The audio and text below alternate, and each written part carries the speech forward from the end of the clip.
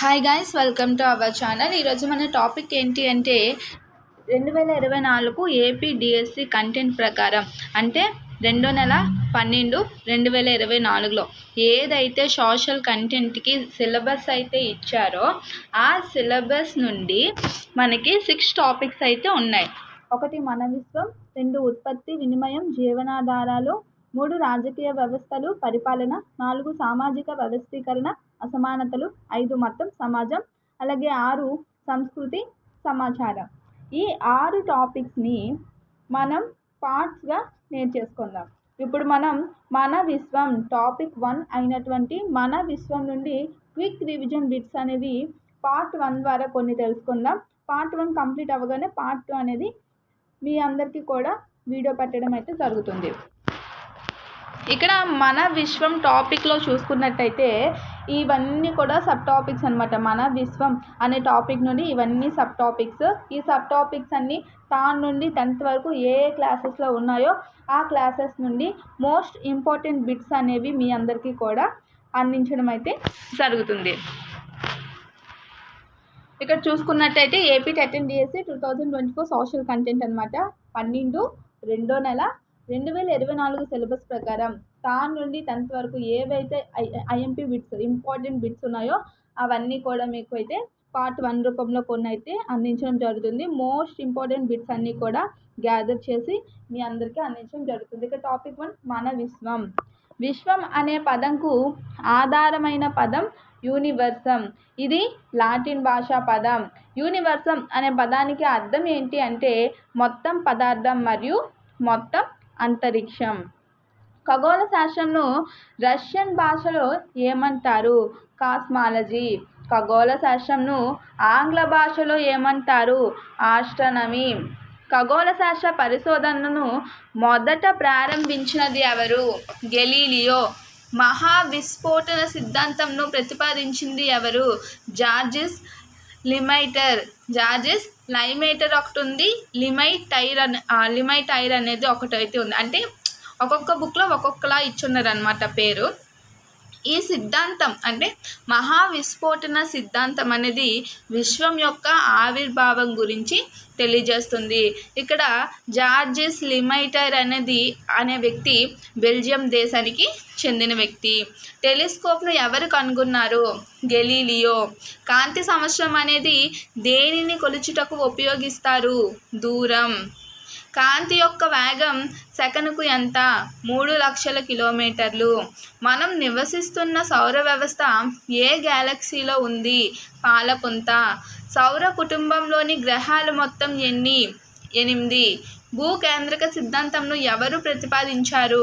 Ptolemy. ఈ Ptolemy అనే వ్యక్తి ఈజిప్ట్ దేశానికి చెందిన వ్యక్తి.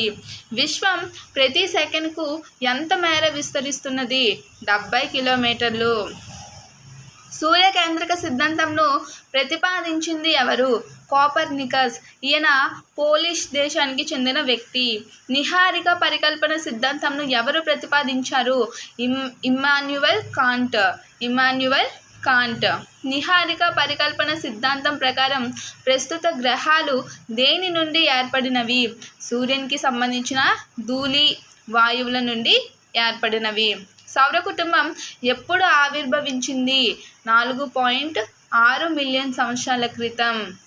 ఖగోళ శాస్త్రవేత్తల అంచనాల ప్రకారం విశ్వంలో కనీసం ఎన్ని బిలియన్ల గ్యాలక్సీలు ఉన్నాయి? 125 బిలియన్ గ్యాలక్సీలు ఉన్నాయి. ఒక గ్యాలక్సీ నుండి మరొక గ్యాలక్సీకి మధ్య డాష్ కాంతి సంవత్సరాల దూరం ఉంది. 1,20,000. మహావిస్ఫోటన సిద్ధాంతంకి మరొక పేరు ఏమిటి? Big bang. సూర్యుడు, చంద్రుడు, రాత్రిపూట ఆకాశంలో కనిపించే వస్తువులు మరియు భూమి అన్నింటినీ కలిపి ఏమంటారు? ఖగోళ వస్తువులు. సూర్యునికి దగ్గరగా ఉండే గ్రహాలను ఏమంటారు? అంతర్గ్రహాలు. ఈ అంతర్గ్రహాలు మొత్తం 4. అవి బుధుడు, శుక్రుడు, భూమి, అంగారకుడు. సూర్యునికి దూరంగా ఉండే గ్రహాలను ఏమంటారు? బాహ్య గ్రహాలు. అవి గురుడు, శని, ఇంద్రుడు, వరుణుడు. ఇక్కడ గురుడునే బృహస్పతి అని కూడా అంటారు. భూమి యొక్క కవల గ్రహం ఏది? శుక్రుడు. వివిధ నక్షత్రాల సమూహాలతో ఏర్పడిన వాటిని ఏమంటారు? నక్షత్ర రాశులు అంటారు. ఒక నక్షత్ర రాశి అంటే నక్షత్ర రాశి అనేది ఉర్సా మేజర్ లేదా బిగ్ బేర్, అంటే ఉర్సా మేజర్ లేదా బిగ్ బేర్. చాలా తేలికగా గుర్తించదగిన నక్షత్ర రాశి ఏది అంటే సప్తర్షి మండలం. ఉత్తరార్ధ గోళంలోని ప్రజలు ఉత్తర దిక్కును గుర్తించుటకు ఉపయోగించే నక్షత్రం ఏది అంటే ధ్రువ నక్షత్రం. సూర్యుని ఉపరితలంపై ఉండే ఉష్ణోగ్రత ఎంత అంటే 6000 డిగ్రీల సెల్సియస్. సూర్యునికి దగ్గరగా ఉన్న గ్రహం ఏది అంటే బుధుడు. గ్రహాలలో పెద్దది బృహస్పతి, గ్రహాలలో చిన్నది బుధుడు. భూమి యొక్క ఆకారంను ఏమంటారు? జియోయిడ్. అంగారకుడు మరియు బృహస్పతుల మధ్య డాష్ అనే గ్రహ శిథిలాలు ఉన్నాయి. ఉల్కాపాతం. చుట్టూ వలయాలు కలిగి ఉన్న గ్రహం ఏది? శని.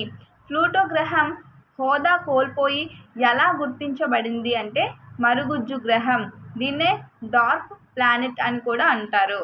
వాతావరణంలోని నత్రజని శాతం ఎంత? 78%. వాతావరణంలోని ఆక్సిజన్ శాతం ఎంత? 21%. ఉపగ్రహాలు లేని గ్రహాలు ఏవి అంటే బుధుడు, శుక్రుడు. చంద్రుని వ్యాసం భూమి యొక్క వ్యాసంలో ఎన్నో వంతు? 4వ వంతు. చంద్రుడు భూమికి మధ్య దూరం ఎంత ఉంటుంది అంటే 3,84,000 కిలోమీటర్లు. జిఎస్ఎల్వి మార్క్ 3 రాకెట్ అనేది ఇది ఒక వాహక నౌక. విక్రమ్ ల్యాండర్ అనేది చంద్రునిపై సురక్షితంగా నౌకను దించు పరికరం. రాకెట్ నుండి విడిపోయాక ప్రయాణించే నౌక ఏది అంటే లూనర్ ఆర్బిటర్. చంద్రుని ఉపరితలంను పరిశోధించు పరికరం ఏది అంటే ప్రగ్యాన్ రోవర్. భూమిపై నుండి చూసినప్పుడు ఎల్లప్పుడూ చంద్రుని యొక్క ఒకవైపు మాత్రమే కనిపించటకు గల కారణం. భూమిపై నుండి చూసినప్పుడు ఎల్లప్పుడూ చంద్రుని యొక్క ఒకవైపు మాత్రమే కనిపించటకు గల కారణం చంద్రుని యొక్క భ్రమణ పరిభ్రమణ కాలాలు సమానంగా ఉండుట. అంతరిక్షంలో గల కొన్ని భారతీయ ఉపగ్రహాలు ఏవి అంటే ఇనాట్స్, IRS, ఎడ్జిసాట్. ఇస్రో అంటే మీనింగ్ చూడండి, భారత అంతరిక్ష పరిశోధన సంస్థ. SDSC అంటే Satish Dhawan space centre. SAR Sriharikota high altitude range. MOM Mars orbiter mission. అంగారక గ్రహంపై పరిశోధనలు జరుపుటకు ఇస్రో నిర్వహించిన ప్రయోగం ఏది అంటే మంగళయాన్. దీన్నే మామ్ అని అంటారు. అంగారక కక్షకు ఈ మంగళయాన్ అనేది ఎప్పుడు చేరుకుంది అంటే 2014 సెప్టెంబర్ 24న చేరుకుంది. గ్రహాలు ఉపగ్రహాలు కాకుండా సూర్యుని చుట్టూ తిరిగే చిన్న రాతి వస్తువుల్ని ఏమంటారు అంటే గ్రహ శకలాలు అంటారు. ఈ గ్రహ శకలాలు అనేవి అంగారక గ్రహానికి అలాగే బృహస్పతి గ్రహానికి మధ్య ఉంటాయి. సూర్యుని చుట్టూ తిరిగే చిన్న చిన్న రాళ్ళను ఏమంటారు అంటే ఉల్కలు. తోకచుక్క యొక్క తల వేటిని కలిగి ఉంటుంది అంటే మంచుతో కలిసి ఉండే ఘన కణాలను కలిగి ఉంటుంది. తోకచుక్క యొక్క తోక దేనితో నిర్మితమై ఉంటుంది అంటే వాయువులతో నిర్మితమై ఉంటుంది. హేలీ తోకచుక్క ఎన్ని సంవత్సరాలకు ఒకసారి భూమికి దగ్గరగా వస్తుంది అంటే 76 సంవత్సరాలకి. హేలీ తోకచుక్క చివరిసారి ఎప్పుడు కనిపించింది అంటే 1986.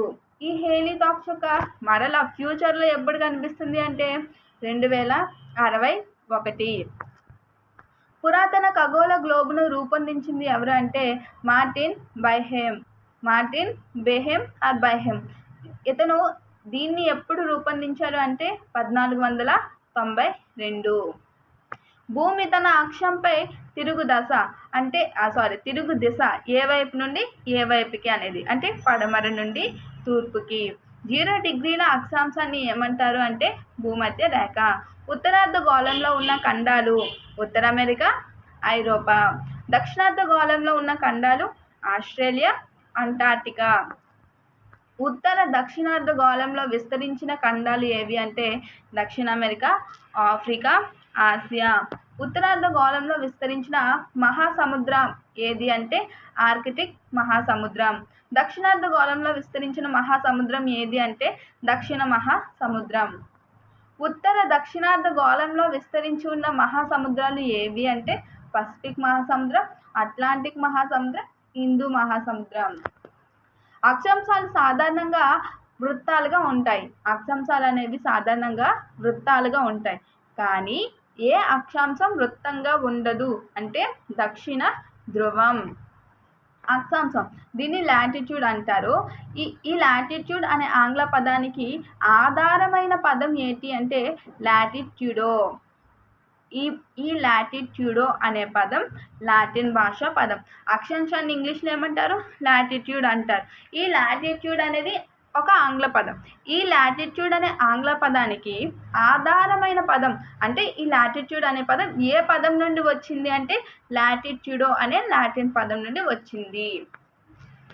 అక్షాంశాలకు లంబంగా గీసినట్లుండే రేఖలు ఏవి అంటే రేఖాంశాలు. రేఖాంశాలనే ఇంకో పేరుతో ఏమంటారు అంటే మధ్యాహ్న రేఖలు అంటారు. రేఖాంశాలకి ఆధారమైన ఆ పదం ఏది అంటే లాంగిట్యూడో. అంటే రేఖాంశాలకి ఇంగ్లీష్లో ఏమంటారు? లాంగిట్యూడ్ అంటారు. ఈ లాంగిట్యూడ్ అనేది ఏ పదం నుండి వచ్చిందంటే లాంగిట్యూడో. ఈ లాంగిట్యూడో అనేది కూడా ఒక లాటిన్ వర్డ్ అన్నమాట. రేఖాంశానికి అర్థం ఏంటి అంటే నిడివి, వ్యవధి, పొడవు. అక్షాంశానికి అర్థం ఏంటి అంటే వెడల్పు, మందం, పరిధి, పరిమాణం. ఆధునిక ఖగోళ గ్లోబ్ రూపొందించింది ఎవరు అంటే టకీ ఆల్-దిన్. అది కూడా ఎప్పుడు అంటే 1770. మొదటి అతుకులు లేని గ్లోబ్ను రూపొందించింది ఎవరు అంటే జహంగీర్ సామ్రాజ్యంలోని మొఘల్ శాస్త్రవేత్తలు. మన ఇంటి చుట్టుపక్కల ఉన్న ప్రాంతం అంటే మన ఇంటికి చుట్టుపక్కల ఉన్న ప్రాంతాన్ని ఏమంటారు అంటే సమీప ప్రాంతం అంటారు. మన ఇంటి చుట్టుపక్కల నివసించే వారిని ఏమంటారు అంటే ఇరుగు పొరుగు వారు అంటారు. ఉదయం సూర్యునికి ఎదురుగా నిల్చున్నప్పుడు దిక్కులు అంటే మనం సూర్యునికి ఎదురుగా నిల్చున్నాం అంటే మనం నిల్చున్న దానికి ఎదురుగా ఉన్న సూర్యుడు అంటే తూర్పు అవుతుంది. మనం నిల్చున్నాం, మనకి ఎదురుగా సూర్యుడు ఉన్నాడు, ఆ దిక్కు తూర్పు. మనకి వెనుక ఉన్న దిక్కు పడమర. మనకి కుడి చేతి వైపు ఉన్న దిక్కు ఏమంచి దక్షిణ. ఎడమ చేతి వైపు ఉన్న దిక్కు ఏంటి ఉత్తర. సూర్యునికి మనం ఎదురుగా నిల్చుంటే తూర్పు. మనకి సూర్యుడు ఎదురుగా ఉన్నాడు కాబట్టి మనకి వెనుకున్నది పడమర. మన కుడి చేతి వైపు అయితే దక్షిణ, మనకి ఎడమ చేతి వైపు అయితే ఉత్తర. అన్ని దిక్కులు స్థిరంగా ఉంటాయి మరియు ఏ వైపు నుండి లెక్కించబడతాయి అంటే ఉత్తరం వైపు నుండి లెక్కించబడతాయి. దిక్కులలో మధ్య గల మూలలు అంటే ఇక్కడ చూసుకోండి, ఉత్తర దిక్కుకి తూర్పు దిక్కుకి మధ్యనున్న మూల ఏంటి అంటే ఈశాన్యం. తూర్పు దిక్కుకి దక్షిణ దిక్కుకి ఉన్న ఆ రెండింటికి మధ్య ఉన్న మూల ఏంటి అంటే ఆగ్నేయం. దక్షిణ దిక్కుకి అలాగే పడమర దిక్కుకి మధ్యనున్న మూల ఏంటంటే నైరుతి. పడమర దిక్కుకి ఉత్తర దిక్కుకి మధ్యనున్న మూల ఏంటంటే వాయువ్యం. ఈ ఆ నై వా. పురాతన కాలంలో నావికులు వేటిని బట్టి దిక్కులను కనుగొనేవారు? సూర్యుడు, నక్షత్రాలు, పవనాల దిశను ఆధారంగా దిక్కులను కనుగొన్నారు. నేటి కాలంలో మనం వేటిని ఉపయోగించి దిక్కులను కనుగొంటున్నాం? దిక్చూసి అలాగే GPS. GPS అనగా ఏమిటి? Global positioning system. ఒక ప్రాంతంలో బాగా తెలిసిన ప్రదేశంను ఏమంటారు? మైలురాయి. ఏదైనా బాగా తెలిసిన ప్రాంతం సమీపంలోని చిరునామాను సులువుగా కనుక్కొనవచ్చు. ఏదైనా బాగా తెలిసిన ప్రాంతం సమీపంలోని చిరునామాను సులువుగా కనుక్కోవచ్చు. ఈ తెలిసిన ప్రదేశాలను ఏమంటారు అంటే గుర్తింపు చిహ్నాలు అంటారు. ఇక్కడ ఎగ్జాంపుల్ హాస్పిటల్, స్కూల్ అన్నమాట. పటంలో గుర్తింపు చిహ్నాల ప్రదేశాలను తెలిపేవి ఏవి అంటే గుర్తులు. గుర్తులు అనేవి వేటిని తెలుపుతాయి? మైలురాళ్లను తెలుపుతాయి. ప్రజలు నివసించే చిన్ని ప్రదేశాలను ఏమంటారు? గ్రామం. కొన్ని ఇండ్ల సముదాయంను ఏమంటారు? గ్రామం. పార్వతీపురం మన్యం జిల్లా సీతంపేట మండలంలో ఉన్న గ్రామం ఏది అంటే దోనుబాయ్. దోనుబై గ్రామ సరిహద్దులు. ఈ సరిహద్దుల్ని ఎల్లలు అని కూడా అంటారు. దోనుబై గ్రామ సరిహద్దులు ఏవి అంటే తూర్పున కొండలు, పైనాపిల్ తోటలు ఉన్నాయి. అలాగే పడమర మల్లి గ్రామం ఉంది, దక్షిణ సబం గ్రామం ఉంది, ఉత్తరం ముత్యాల గ్రామం ఉంది. తూర్పున కొండలు, పైనాపిల్ తోటలు, పశ్చిమాన మల్లి గ్రామం, దక్షిణాన సబం గ్రామం, ఉత్తరాన ముత్యాల గ్రామం ఉంది. సీతంపేట మండలానికి ఉన్న సరిహద్దులు ఏవి అంటే తూర్పున కొత్తూరు మండలం, పడమర పాలకొండ మండలం, ఉత్తర భూమిని మండలం, దక్షిణ బోర్జ మండలం ఉంది.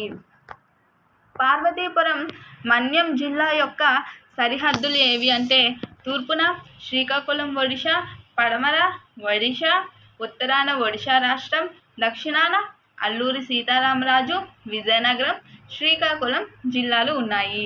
ఆంధ్రప్రదేశ్ యొక్క సరిహద్దులు ఏవి? తూర్పున బంగాళాఖాతం, పడమర కర్ణాటక, ఉత్తరాన ఒడిశా, తెలంగాణ, ఛత్తీస్గఢ్, దక్షిణాన తమిళనాడు.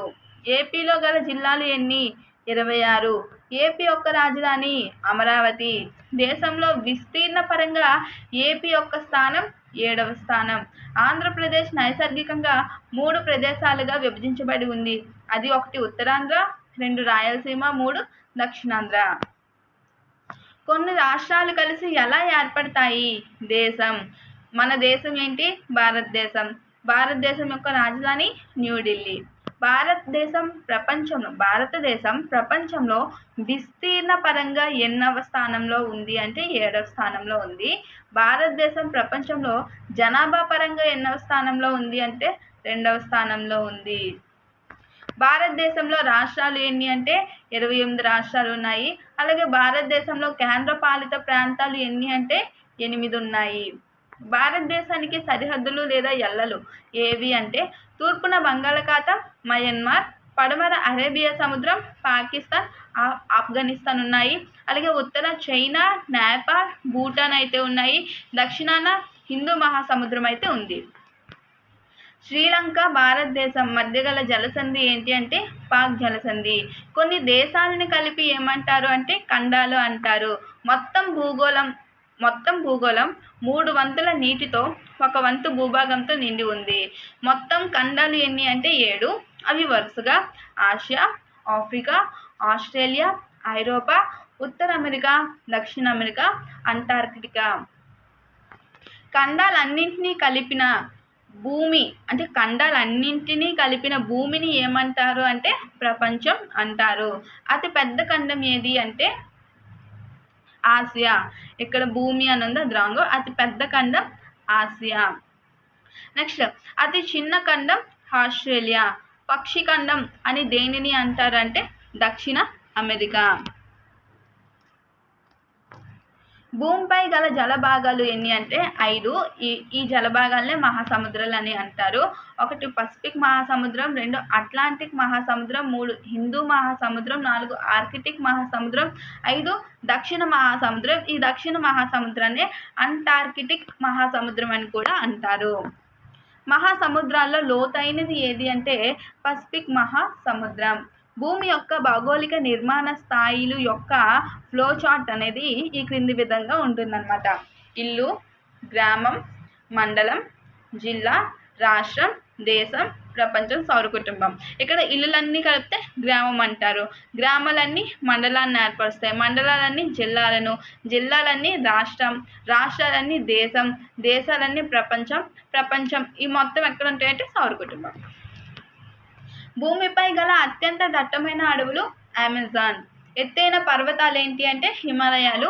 విశాలమైన ఎడారులు ఏంటంటే సహారా ఎడారి. భూమి తన చుట్టూ తాను తిరుగుటకు పట్టు కాలం 24 గంటలు. భూమి తన చుట్టూ తాను తిరుగుటను ఏమంటారు అంటే భూభ్రమణం అంటారు. భూమి సూర్యుని చుట్టూ తిరుగుటకు పట్టు కాలం ఎంత అంటే 365 1/4 రోజులు. భూమి సూర్యుని చుట్టూ తిరగడాన్ని ఏమంటారు అంటే భూ పరిభ్రమణం అంటారు. ఆకాశంలో నక్షత్రాలు గుంపులుగా ఒక ఆకారంలో అమరి ఉంటాయి. ఈ ఆకారాలను ఏమంటారు అంటే నక్షత్ర కూటమి లేదా నక్షత్ర రాశి అంటారు. చంద్రుని యొక్క ఆకారం రోజు రోజుకు మారడాన్ని ఏమంటారు అంటే చంద్ర దశలు లేదా చంద్రకళలు అంటారు. చంద్రుడు పూర్తిగా గుండ్రంగా కనిపిస్తే ఆ రోజు పౌర్ణమి. చంద్రుడు పూర్తిగా గుండ్రంగా కనిపించకపోతే అమావాస్య. పటాల సంకలనాన్ని ఏమంటారు? అట్లాస్ అంటారు. పటాలను తయారు చేయు వారిని ఏమంటారు అంటే కార్టోగ్రాఫర్ అంటారు. పటంలో ముఖ్యాంశాలు అని వేటిని అంటారు అంటే దిక్కులు, స్కేలు, చిహ్నాలు, రంగులు. ఇవన్నీ కూడా పటంలో ముఖ్యాంశాలు. స్కేలు, దిక్కులు లేకుండా గీయగలిగే పటం ఏది అంటే చిత్తుపటం. ఇక్కడ చూడండి కొన్ని గుర్తులైతే ఉన్నాయి.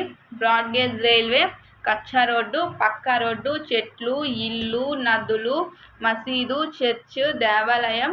పిఎస్ అంటే పోలీస్ స్టేషన్, ఆర్ఎస్ అంటే రైల్వే స్టేషన్, పిఓ అంటే పోస్ట్ ఆఫీస్.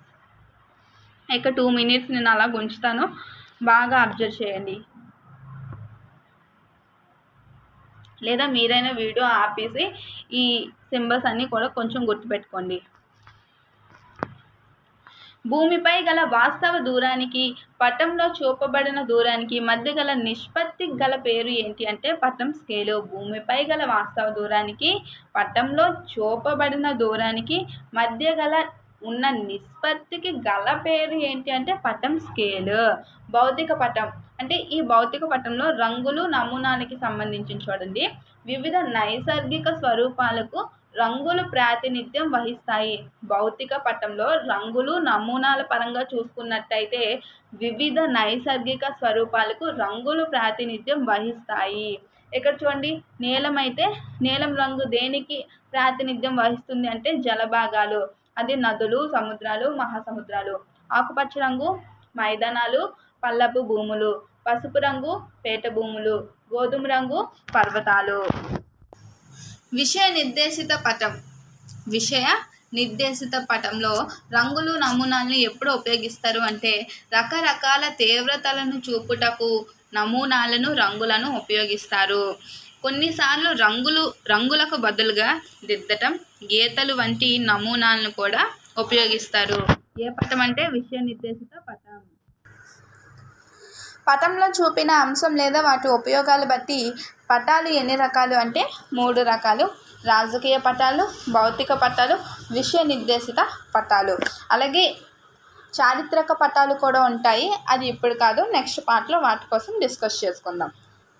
గ్రామాలు, నగరాలు, పట్టణాలు, జిల్లాలు, రాష్ట్రాలు, దేశాలు, అలాగే వాటి యొక్క సరిహద్దులు చూపిన పటాలు ఏవి అంటే రాజకీయ పటాలు.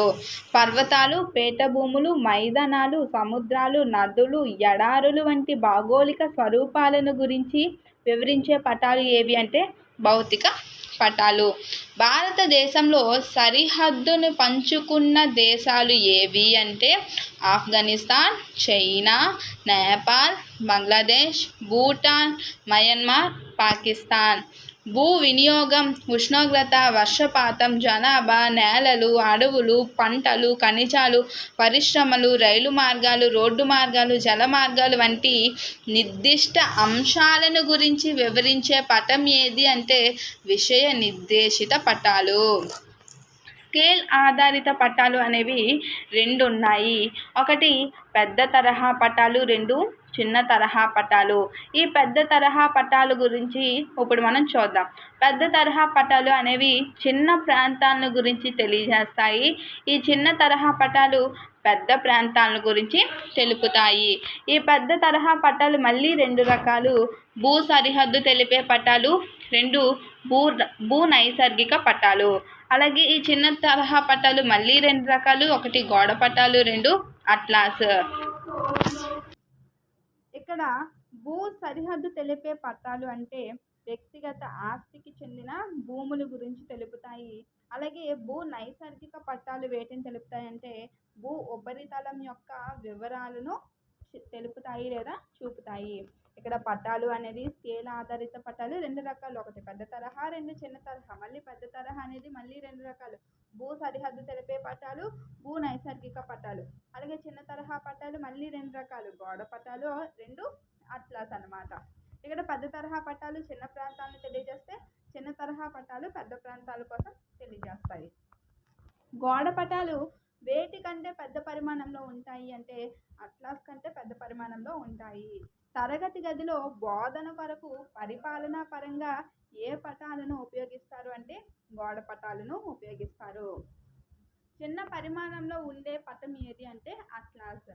రాజకీయ భౌగోళిక అంశాలు వంటి సాధారణ అంశాలను తెలియజేసేది అట్లాస్.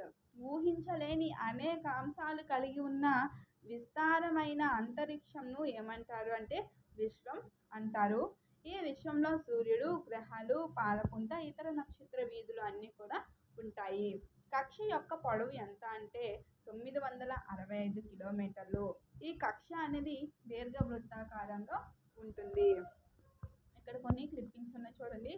సౌర కుటుంబం ఆవిర్భావం గురించి అనేక సిద్ధాంతాలు ఉన్నాయి. వాటిలో ఇక్కడ 3 ముఖ్యమైన సిద్ధాంతాలు ఉన్నాయి. భూకేంద్రిక సిద్ధాంతం చూడండి. టాలమీ అనే ఈజిప్ట్ ఖగోళ శాస్త్రవేత్త ప్రతిపాదించాడు. దీని ప్రకారం అంటే భూకేంద్రిక సిద్ధాంతం ప్రకారం భూమి మధ్యలో ఉండగా సూర్యుడు మరియు ఇతర ఖగోళ వస్తువులు దాని చుట్టూ తిరుగుతున్నాయి. ఇక్కడ సూర్యకేంద్రిక సిద్ధాంతం చూడండి. దీన్ని పోలాండ్ దేశానికి చెందిన నికోలస్ కోపర్నికస్ ప్రతిపాదించాడు. ఇంకా దీని ప్రకారం గ్రహాలు, ఉపగ్రహాలు మరియు ఇతర ఖగోళ వస్తువులు అన్నీ కూడా సూర్యుడి చుట్టూ తిరుగుతున్నాయి. సూర్యుడు కేంద్ర స్థానంలో ఉన్నాడు. భూకేంద్రిక సిద్ధాంతం అయితే భూమి కేంద్రకం అంటే భూమి మధ్యలో ఉంటాడు. సూర్యకేంద్రిక సిద్ధాంతం అయితే సూర్యుడు మధ్యలో ఉంటాడు అంటే కేంద్రక స్థానంలో ఉంటాడు. ఈ సిద్ధాంతం విశ్వానికి కేంద్ర భూమి అని ప్రతిపాదించింది.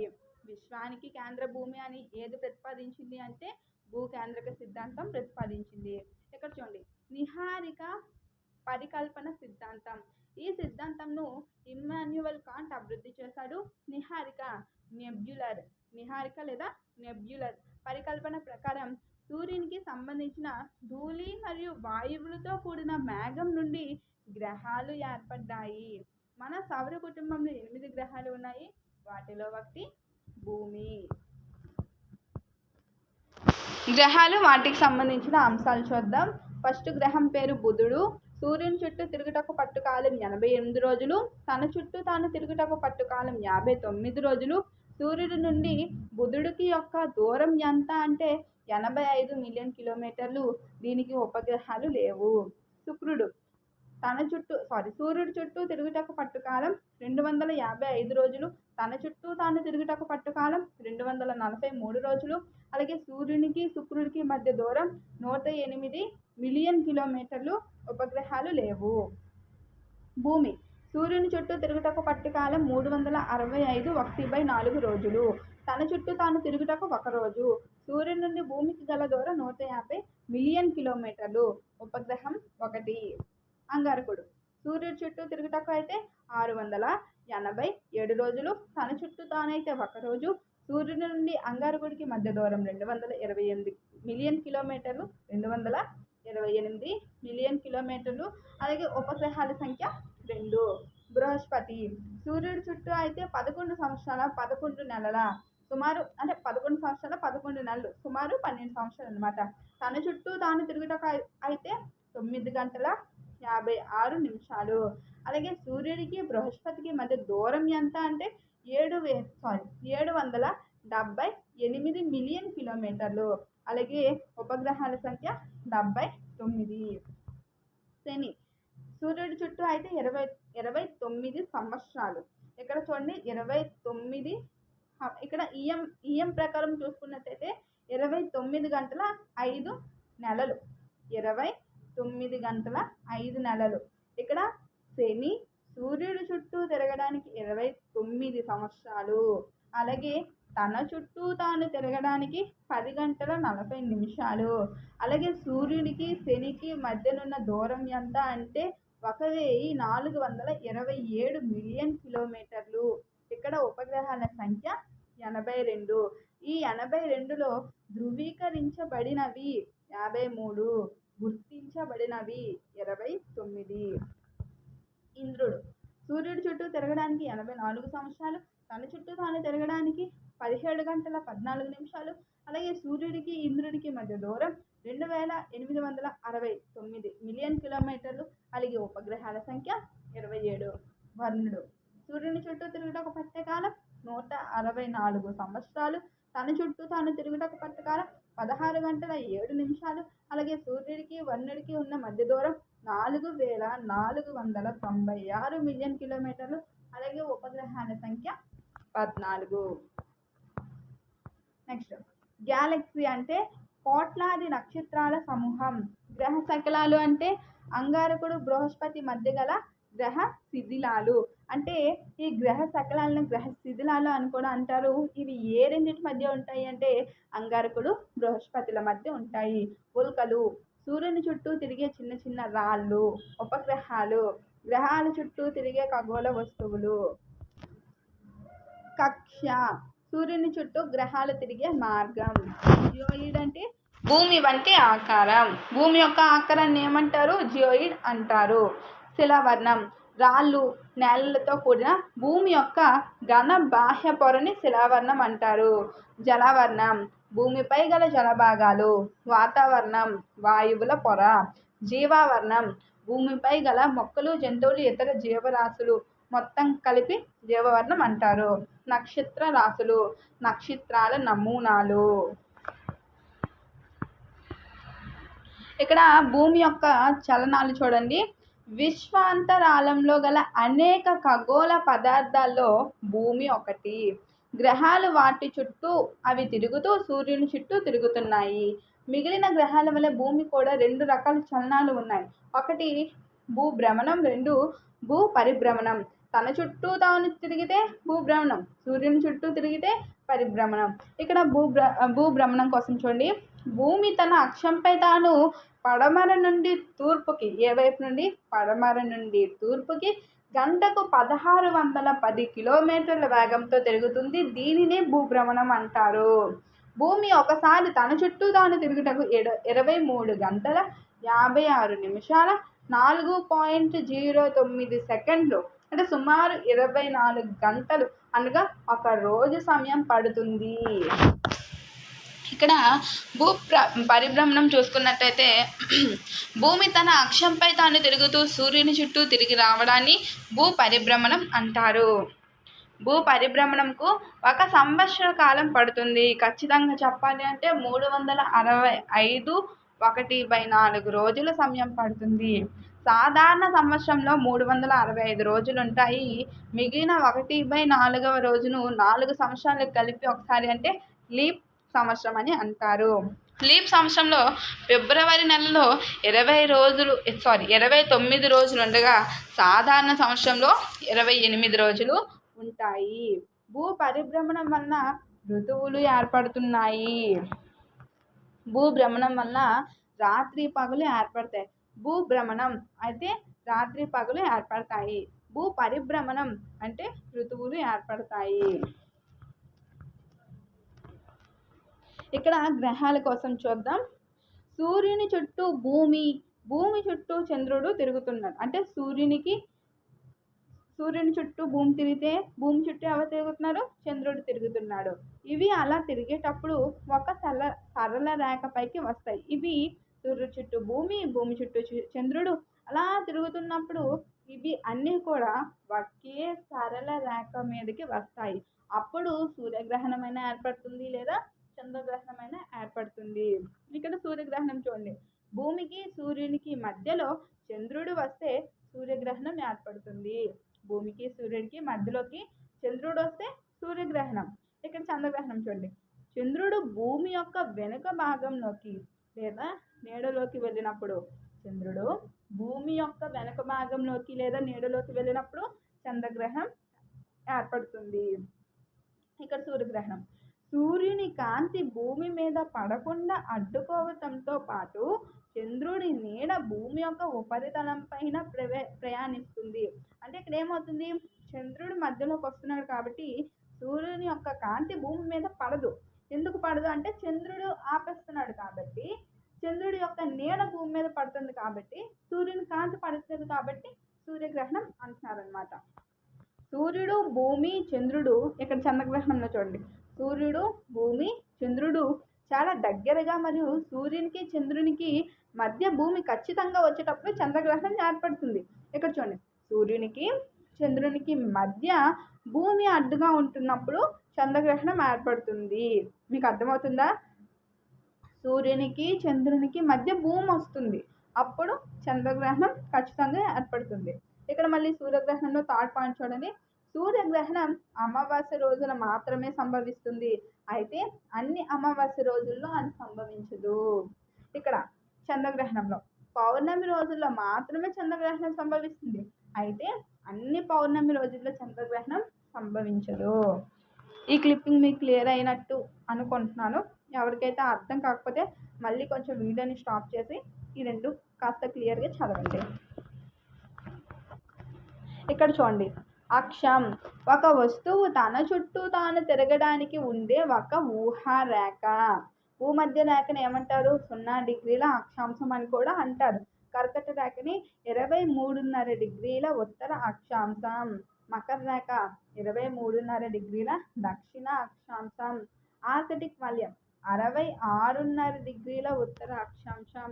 అంటార్కిటిక్ వలయం 66.5 డిగ్రీల దక్షిణ అక్షాంశం. ఉత్తర ధ్రువం 90 డిగ్రీల భూమికి ఉత్తర భాగాన ఉన్న చివరి ప్రాంతం. దక్షిణ ధ్రువం 90 డిగ్రీల భూమికి దక్షిణ భాగాన ఉన్న చివరి ప్రాంతం. 90 డిగ్రీల భూమికి దక్షిణ భాగాన ఉన్న చివరి ప్రాంతం. మధ్యాహ్న రేఖలు ఉత్తర దక్షిణ ధ్రువాలను కలుపుతూ ఉండే రేఖాంశాలు, అంటే రేఖాంశాలే మధ్యాహ్న రేఖలు అంటారు. ఇవి మధ్యాహ్నాన్ని సూచిస్తాయి. గ్రీనిచ్ లేదా ప్రామాణిక రేఖాంశం అంటే 0 డిగ్రీల రేఖాంశం. అంతర్జాతీయ దినరేఖ 180 డిగ్రీల తూర్పు మరియు పశ్చిమ రేఖాంశాన్ని అంతర్జాతీయ దినరేఖ అంటారు. అక్షాంశాలు భూమధ్య రేఖకు సమాంతరంగా గీయబడిన ఊహారేఖలు. రేఖాంశాలు ఉత్తర దక్షిణ ధ్రువాలను కలుపుతూ గీయబడిన ఊహారేఖలు. ఉత్తర అర్ధగోళం భూమధ్య రేఖకు ఉత్తరంగా ఉన్న భూమి యొక్క అర్ధ భాగాన్ని ఉత్తర అర్ధగోళం అంటారు. దక్షిణార్ధగోళ భూమధ్య రేఖకు దక్షిణంగా ఉన్న భూమి యొక్క అర్ధ భాగాన్ని దక్షిణార్ధగోళం అంటారు. తూర్పు అర్ధగోళం ప్రామాణిక రేఖాంశానికి తూర్పుగా ఉన్న భూమి యొక్క అర్ధ భాగాన్ని తూర్పు అర్ధగోళం అంటారు. ప్రామాణిక రేఖాంశానికి పశ్చిమంగా ఉన్న భూమి యొక్క అర్ధ భాగాన్ని పశ్చిమ అర్ధగోళం అంటారు. ఋతువులు వాతావరణంలో మార్పుల ఆధారంగా సంవత్సరాన్ని ఋతువులుగా విభజించారు. దేని ఆధారంగా? వాతావరణంలో మార్పుల ఆధారంగా సంవత్సరాన్ని ఋతువులుగా విభజించారు. సూర్యగ్రహణం సూర్యునికి భూమికి మధ్యగా చంద్రుడు వెళ్తూ ఇవి మూడు ఒకే సరళ రేఖ మీదకు వచ్చినప్పుడు సూర్యగ్రహణం సంభవిస్తుంది. అంటే సూర్యగ్రహణం రావాలి అంటే సూర్యునికి భూమికి మధ్యగా చంద్రుడు అడ్డంగా ఉంటాడు అన్నమాట. చంద్రగ్రహణం సూర్యునికి చంద్రునికి మధ్యగా భూమి వస్తే చంద్రగ్రహణం అంటారు. ఈ సూర్యగ్రహణం చంద్రగ్రహణం వచ్చినప్పుడు సూర్యుడు చంద్రుడు భూమి ఈ మూడు కూడా ఒకే సరళ రేఖ మీదకి వస్తాయి. ఇక్కడ రాష్ట్రాలు రాజధానులు ఇచ్చాడు చూడండి. మీ అందరికీ వచ్చే ఉంటే ఒకసారి అలా చదివేస్తాను, మీకు కూడా రివిజన్ అయినట్టు ఉంటుంది. ఆంధ్రప్రదేశ్ అమరావతి, అరుణాచల్ ప్రదేశ్ ఈటానగర్, అస్సాం దిస్పూర్, బీహార్ పాట్నా, ఛత్తీస్గఢ్ రాయ్పూర్, గోవా పనాజీ, గుజరాత్ గాంధీనగర్, హర్యానా చండీగఢ్, హిమాచల్ ప్రదేశ్ సిమ్లా, జార్ఖండ్ రాంచీ, కర్ణాటక బెంగళూరు, కేరళ తిరువనంతపురం, మధ్యప్రదేశ్ భోపాల్, మహారాష్ట్ర ముంబై, మణిపూర్ ఇంపాల్, మేఘాలయ షిల్లాంగ్, మిజోరాం ఐజ్వాల్, నాగాలాండ్ కోహిమా, ఒడిశా భువనేశ్వర్, పంజాబ్ చండీగఢ్, రాజస్థాన్ జైపూర్, సిక్కిం గ్యాంగ్టక్, తమిళనాడు చెన్నై, తెలంగాణ హైదరాబాద్, త్రిపుర అగర్తల, ఉత్తరప్రదేశ్ లక్నో, ఉత్తరాఖండ్ డెహ్రాడూన్, పశ్చిమ బెంగాల్ కోల్కతా. ఇప్పుడు కేంద్రపాలిత ప్రాంతాలు వాటి యొక్క రాజధానులు. ఈ కేంద్రపాలిత ప్రాంతాలు మొత్తం 8 ఉంటాయి కదా. న్యూఢిల్లీ దాని యొక్క రాజధాని న్యూఢిల్లీ. చండీగఢ్, అండమాన్ నికోబార్ దీవులు పోర్ట్ బ్లెయర్, లక్షద్వీపులు కవరట్టి,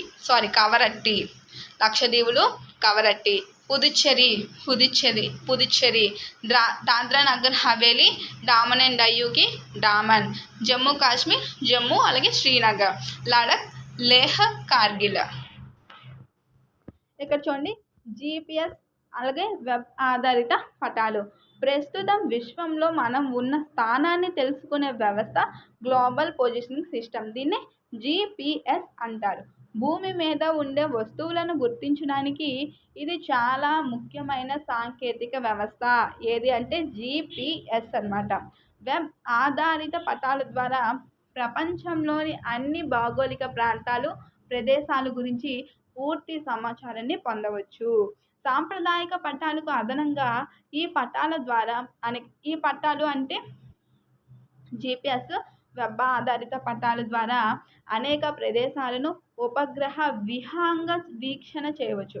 ఉపగ్రహ విహంగ వీక్షణ చేయవచ్చు. ఇక్కడ కొన్ని ఉన్నాయి చూడండి. పటం అలాగే మానవ చిత్రం. ప్రామాణిక కొలతలతో గీసిన పటాన్నే పటం అలాగే మానవ చిత్రం అంటారు అనమాట. చిత్తు పటం అంటే ఏంటో చూడండి. పరిశీలించిన స్థానాలు సంకేతాలు గుర్తుంచుకొని స్కేలు లేకుండా గీసిన పటం. మనకి ఏదైతే గుర్తుందో దాన్నే మనం ఒక నార్మల్గా గీస్తాం. స్కేలు ఇవేటి యూజ్ చేయకుండా నార్మల్గా గీస్తాం కాబట్టి దాన్ని చిత్తుపటం అంటారు అనమాట. ప్రణాళిక విస్తృతమైన స్కేలుపై చిత్రించిన చిన్న ప్రదేశాన్ని సూచిస్తుంది. అంటే ఈ ప్రణాళిక అంటే విస్తృతమైనది, అలాగే స్కేలును ఉపయోగించి చిత్రించిన చిన్న ప్రదేశం అనమాట. దాన్నే ప్రణాళిక అంటారు. కొలబద్ద నేలపై సహజమైన దూరానికి పటంలో సూచించిన దూరానికి మధ్య గల నిష్పత్తిని తెలుపుతుంది కొలబద్ద. ఈ కొలబద్దని స్కేల్ అంటారు. దిక్కులు తూర్పు, పడమర, ఉత్తర, దక్షిణ దిశలు. మూలలు రెండు దిక్కుల మధ్య గల దిశ. ఈశాన్యం, ఆగ్నేయం, నైరుతి, వాయువ్య. దిక్సూచి రెండు బిందువుల మధ్య దూరాన్ని కొలుచుటకు వృత్తాలు, రేఖలు గీటకు ఉపయోగించు పరికరం దిక్సూచి. రెండు బిందువుల మధ్య దూరాన్ని గుర్తించుటకు వృత్తాలు, రేఖలు గీటకు ఉపయోగించు పరికరం దిక్సూచి. సో ఈ రోజుటి వీడియో మీకు నచ్చింది అనుకుంటున్నాను. ఇందులో మోస్ట్ ఇంపార్టెంట్ టాపిక్స్, అలాగే మన డిఎస్సికి చాలా రిలేటెడ్ మొత్తం డిఎస్సికి సంబంధించిన టాపిక్స్ నుండే ఏ లెసన్లో ఉన్నాయో అవన్నీ కూడా మీకు పార్ట్ 1 రూపంలో చాలా ఇంపార్టెంట్ అయిన బిట్స్ కొన్ని లెసన్స్ నుండి అందించడం జరిగింది. మిగిలిన లెసన్స్ అన్నీ కూడా పార్ట్ 2 రూపంలో అయితే మీకు అందరికీ కూడా అందించడం అయితే జరుగుతుంది. సో ఈ వీడియో కనుక మీకు నచ్చితే ప్లీజ్ లైక్ చేయండి, షేర్ చేయండి, సబ్స్క్రైబ్ చేయడం మాత్రం మర్చిపోకండి. పార్ట్ 1 మన విశ్వం నుండి పార్ట్ 1 అయితే కంప్లీట్ అయిపోయింది. ఇప్పుడు పార్ట్ 2 అనేది నెక్స్ట్ ఈ వీడియో తర్వాత అప్లోడ్ చేయడం అయితే జరుగుతుంది. సబ్స్క్రైబ్ ఇంకా ఎవరైతే చేసుకోలేదో సబ్స్క్రైబ్ చేసుకోండి. Thanks for watching.